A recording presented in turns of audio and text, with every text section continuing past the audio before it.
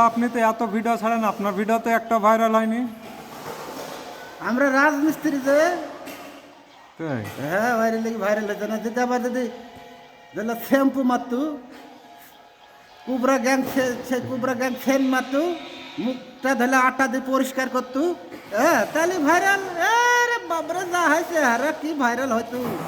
আচ্ছা, আপনি আপনি তো রাজমিস্ত্রির কাজ করেন, আপনি ঘর বানান, সেই ঘরে এসে যখন প্লাস্টার হয়, গাঁথনি হয়, ঘরে এসে ফ্যামিলি এসে থাকে, আপনি তো ভালোই কাজ করেন।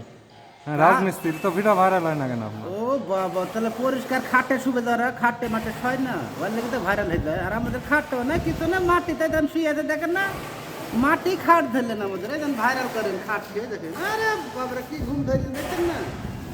হ্যাঁ,